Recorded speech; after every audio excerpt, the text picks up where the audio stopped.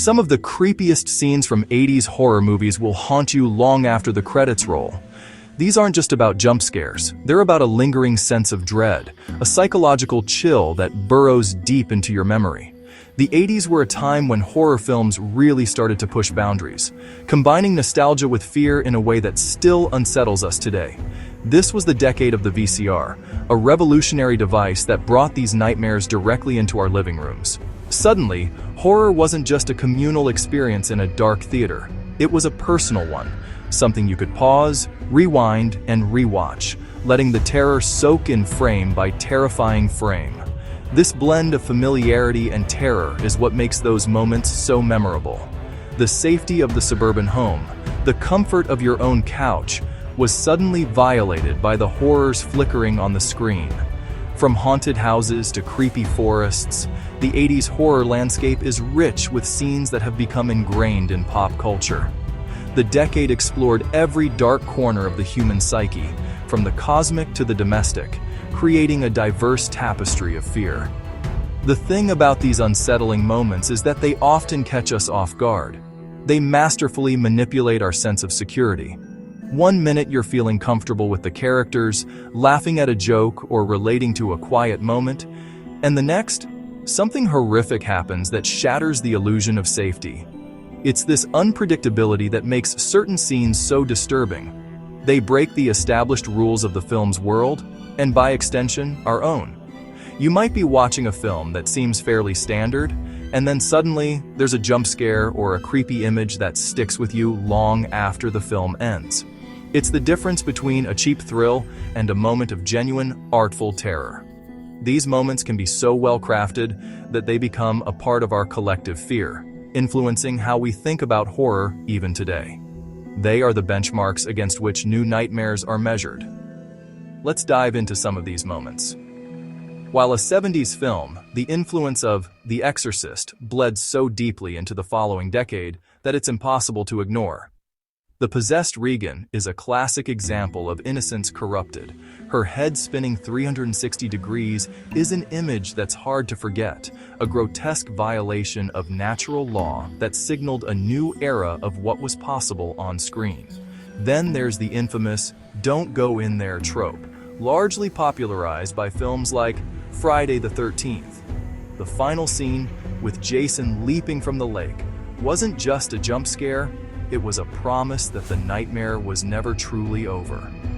Another moment is from A Nightmare on Elm Street, where Freddy Krueger terrorizes his victims in their dreams. This concept was terrifyingly brilliant. The way he appears in mirrors, or the way his glove kills, are images that have stuck with audiences. The scene where he pushes through the wall above a sleeping Nancy's bed is pure, surreal dread. Your own mind, your safest space, becomes the hunting ground. The eerie atmosphere of The Shining also deserves a mention.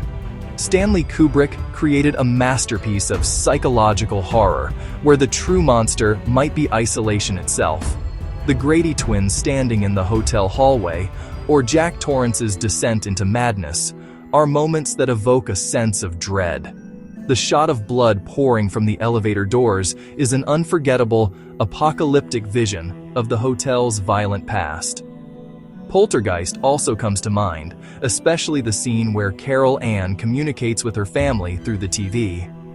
It took the comforting glow of the television, a staple in every 80s home, and turned it into a portal for the malevolent. But the film didn't stop there. The sentient, menacing clown doll and the researcher peeling his own face off in the mirror are moments of pure nightmare fuel that preyed on common phobias.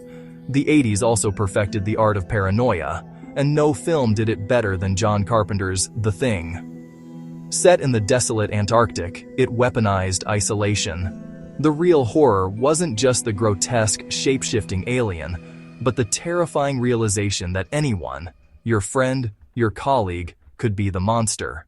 The famous blood test scene is a masterclass in tension, a quiet sequence of unbearable suspense that erupts into shocking violence. This theme of body horror was pushed to its limits in David Cronenberg's The Fly. The transformation of Seth Brundle isn't a quick CGI-fueled event, it's a slow, agonizing, and disgustingly practical decay. We watch horrified as a brilliant scientist devolves piece by piece.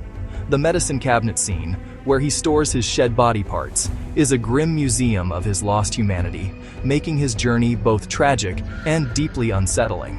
While some films shocked with gore, others terrified with restraint. The Changeling is a prime example of classic ghost story dread.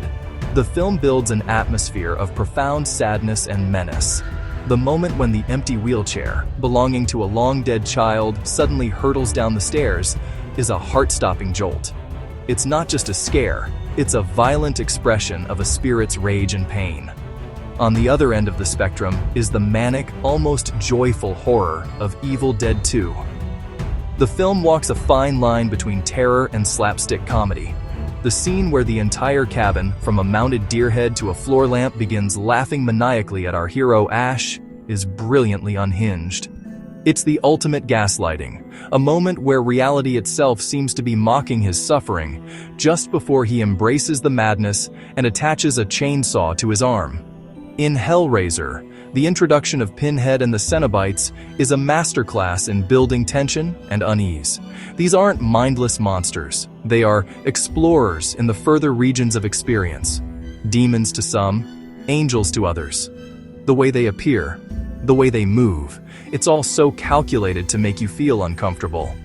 Their arrival signifies a shift from conventional horror to a world of elegant, sadomasochistic terror that was truly unique. And then there's Child's Play, where a killer doll named Chucky becomes the center of a terrifying narrative.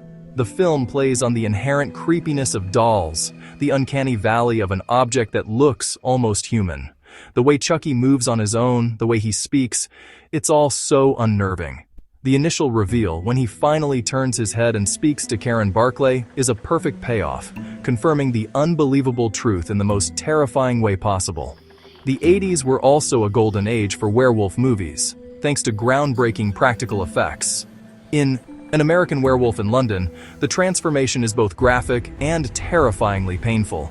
You feel every bone snap, every muscle tear. But The Howling took it a step further, staging its climactic transformation live on a news broadcast.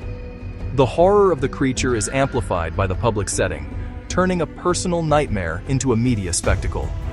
John Carpenter returned to give us a different kind of dread with The Fog. It's a classic campfire ghost story brought to life. The horror isn't just the vengeful, waterlogged ghosts of lepers seeking revenge, it's the fog itself, a supernatural entity that cloaks their arrival. It rolls into town with an unnatural speed, isolating its victims and bringing with it the chilling knock on the door that signals their doom. The decade also explored the darkness of rural America. In Pet Sematary, the ultimate taboo of cheating death leads to unspeakable consequences. The scenes with the tormented, spinal meningitis-afflicted Zelda are pure, concentrated horror. But the true unsettling power comes from the quiet, grief-stricken decision to use the cursed burial ground. And in Pumpkinhead, a father's quest for vengeance unleashes a demon of pure retribution, a terrifying folktale made real. The creature's design is iconic, a spindly, horrifying personification of wrath. Even the zombie genre was reinvented. Return of the Living Dead injected punk rock energy and dark humor, but its most unsettling contribution was the talking zombie. The captured, half-melted zombie, explaining that they eat brains to ease the pain of being dead, is a moment of existential horror. It gives the monsters a motive, a consciousness, that makes them infinitely more terrifying than the shuffling ghouls of Day of the Dead, whose sheer numbers created a different, more apocalyptic kind of dread. And we can't forget the vampires. Fright Night gave us the classic villain next door, a creature of charm and menace. But Near Dark stripped the gothic romance away, presenting vampires as a nomadic, predatory family of killers. The bar scene is a masterclass in building tension, shifting from a Western-style standoff to a brutal, nihilistic massacre that is shocking in its casual cruelty. Finally, some films defied categorization, creating moments of pure, surreal, art house horror. In Possession, Isabelle Adjani's performance in the subway tunnel is one of the most committed and disturbing scenes ever filmed. a complete physical and psychological breakdown that is raw and terrifying. And in Videodrome, the line between media and reality dissolves entirely.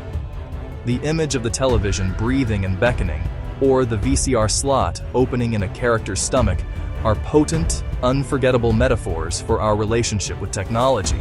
Long live the new flesh.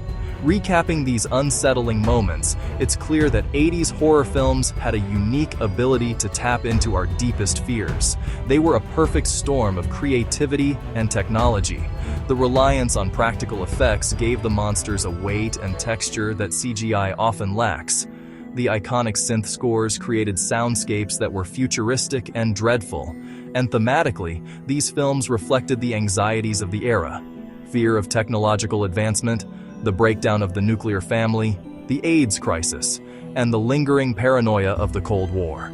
They've left a lasting impact on the genre, influencing how we think about fear and the supernatural. From body horror and slashers to ghost stories and creature features, the 80s innovated across every subgenre. These moments are significant because they've become a part of our collective cultural memory. They are the DNA of modern horror.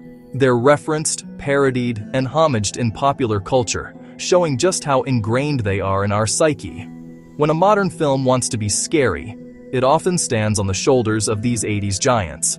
They remind us of the power of horror films to evoke strong emotions and to leave a lasting impact on audiences, proving that a well-crafted scare is truly timeless. If you have a favorite unsettling moment from 80s horror movies, let me know in the comments below. Which scene still gives you chills? Don't forget to subscribe for more content like this, where we explore the creepiest scenes from horror movies.